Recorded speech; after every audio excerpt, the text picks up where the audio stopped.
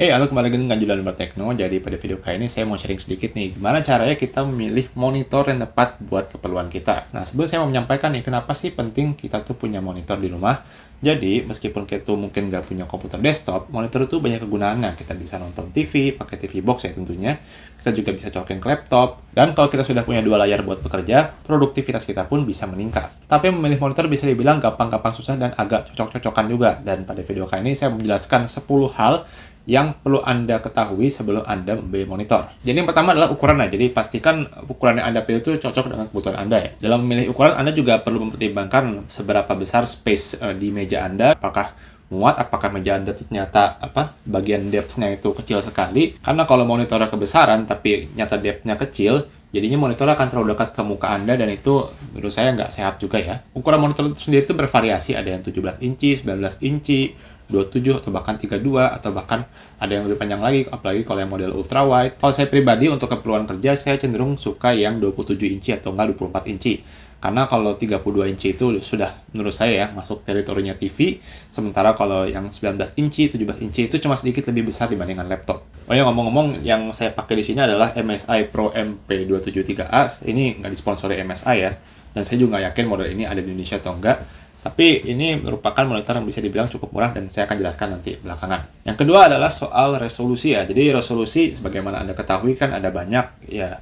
Kalau yang saya punya ini dia Full HD, tapi ada juga yang 1440p 1440p, ada juga yang 4K, ada juga yang di bawah Full HD ya, yang itu masih HD biasanya di monitor-monitor yang murah. Resolusi itu penting supaya kalau kita lihat teks ya terutama atau gambar-gambar pada monitor itu nggak kelihatan pecah. Dan buat saya pribadi sebenarnya kalau Full HD pun juga sudah cukup. Nah, selain resolusi juga kita perlu mempertimbangkan aspek ratio ya. Jadi aspek ratio itu semacam rasio panjang dengan tinggi dari monitor tersebut ya.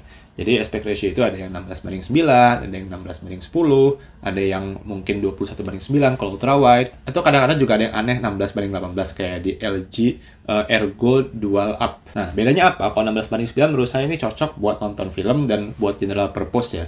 16:10 tuh sebenarnya hampir sama kayak 16:9, cuma lebih tinggi sedikit. Mungkin kalau Anda butuh produktivitas lebih ya. Dan 21:9 itu ultra wide. Nah, itu cocok kalau Anda tuh pengen multitasking kanan kiri. Tapi kalau buat saya pribadi, saya cenderung lebih cocok pakai yang 16:9 aja. Karena begini, kalau saya pakai 16:9 untuk laptop, mungkin kadang-kadang kerasa kecilan karena space vertikalnya kecil. Tapi kalau layar monitor besar kan menurut saya sudah nggak masalah lagi. Jadi 16:9 menurut saya cocok buat saya dan mungkin mayoritas orang juga. Oke, berikutnya adalah tipe panel ya. Tipe panel itu ada banyak. Yang paling umum aja itu adanya IPS, kemudian ada TN, kemudian ada VA. Nah, IPS itu bisa dibilang yang paling umum ditemukan ya. Itu secara warna dia bagus ya. Viewing angle juga biasanya bagus ya, mau kita lihat dari kanan dari kiri itu biasanya masih oke. Tapi memang kelemahannya terutama untuk IPS Pro itu biasanya response time-nya agak lambat. Saya akan jelaskan lebih lanjut nanti, tapi ya itu mungkin satu hal yang perlu diketahui. Nah, kalau TN itu biasanya secara warna dia nggak terlalu bagus, kemudian juga viewing angle sempit, tapi secara response time dia cepat. Belakangan ini TN tuh identik dengan monitor-monitor murah ya. Laptop-laptop yang harganya murah yang di bawah 6 juta juga biasanya pakai TN. Nah, kalau VA itu secara singkat ya, dia antara TN dengan IPS ya. Dia punya kualitas bagus-bagusnya IPS, tapi dia juga punya response time yang relatif lebih cepat ketimbang IPS. Hanya saja memang response time belakangan ini IPS itu sudah cukup berkembang ya, sehingga dia masih bisa mencapai yang cukup cepat. Nah, di luar yang 3 umum tadi, ya ada juga beberapa panel lain, misalnya seperti CRT, cuma mungkin udah nggak ada lagi ya. CRT itu kayak buat TV tabung. Kemudian juga ada namanya OLED ya. OLED mungkin kita sudah tahu, jadi dia tuh pixelnya tuh nyala satu per satu, jadi satu pixel itu satu OLED. Yaitu kelebihan utamanya dia kontrasnya tuh bagus sekali, hampir sempurna ya. Kalau hitam tuh hitam banget. Response time-nya juga luar biasa cepat, biasanya sampai 0,1 milisecond. Tapi kelemahannya kalau OLED itu ada risiko burn-in kalau jangka panjang. Nah, sementara untuk mini LED sebenarnya itu mirip-mirip dengan OLED meskipun kontras rasionya masih agak kalah. Tapi minimal yang mini LED itu dia terlepas dari masalah burn-in yang berpotensi terjadi pada panel OLED. Nah, berikutnya adalah brightness ya. Brightness itu kalau buat saya pribadi sebenarnya nggak terlalu ambil pusing, karena kalau untuk monitor yang cukup bagus ya, yang 1,5 juta ke atas tuh biasanya brightness sudah cukup sekitar 250 nits ke atas. Nits itu semacam ukuran untuk brightness-nya. Untuk beberapa monitor murah biasanya brightness-nya nggak terlalu tinggi, udah gitu supaya kontrasnya itu nggak parah-parah banget karena kualitas panel murah itu biasanya dibikin glossy yang mungkin warnanya jadi mendingan, tapi jadinya kalau dalam ruangan tuh jadi mantulin cahaya. Nggak enak rasanya buat dipakai kerja. Nah, berikutnya menurut saya cukup penting, tapi mungkin orang-orang pada lupa adalah adjustability ya. Atau secara singkatnya itu sebagaimana bisa si monitor itu kita macem-macemin. Nah, misalnya kita itu Kalau adjustability, kalau di monitor saya ini dia bisa tilting ke bawah dan atasnya, tapi nggak bisa diputar ke kiri, diputar ke kanan, atau juga nggak bisa naik turunkan, sehingga itu mempengaruhi kebutuhan Anda akan yang namanya riser seperti ini ya.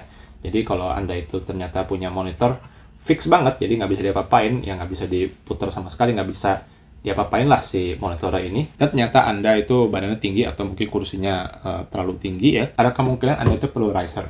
Dan khusus untuk pergerakan rotasi, jadi yang muternya itu bisa jadi vertikal seperti ini, itu mungkin sangat-sangat berguna buat Anda yang misalnya Anda itu sering nulis dokumen panjang, atau mungkin lebih umumnya adalah para programmer ya, dimana Anda tuh pengen lihat skrip dari awal sampai akhir atau minimal banyak lah dalam satu waktu bersamaan. Yang berikut adalah refresh rate ya. Jadi kalau standarnya monitor itu biasanya 60 atau 75 Hz.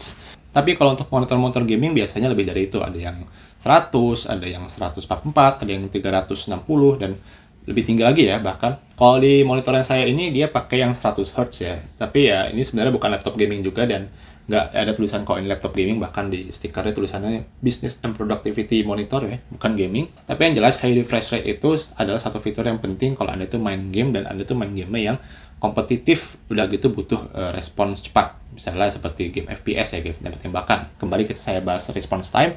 Response time itu biasanya kalau monitor-monitor modern ya 1,5 juta ke atas itu biasanya sudah 1 milisecond ke bawah, dimana itu menurut saya sudah cukup responsif. Tapi kalau untuk monitor-monitor murah mungkin ada yang masih 3 milisecond. Tapi kalau Anda pengen lebih cepat lagi itu juga masih ada, terutama kalau Anda itu pakai monitor yang OLED ya. Karena OLED itu tadi seperti saya sudah sampaikan bisa 0,1 milisecond. Mungkin sekedar pengetahuan umum aja, kalau response time ini adalah satu fitur yang membedakan antara monitor dengan TV ya.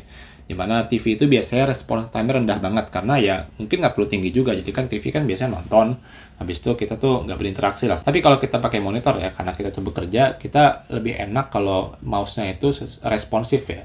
Terus juga kalau kita ngetik ya, begitu kita pencet langsung keluar gitu, nggak ada delay-delay. Kemudian berikutnya adalah soal warna ya. Ini warna itu biasanya didefinisikan dari color space dan color gamutnya.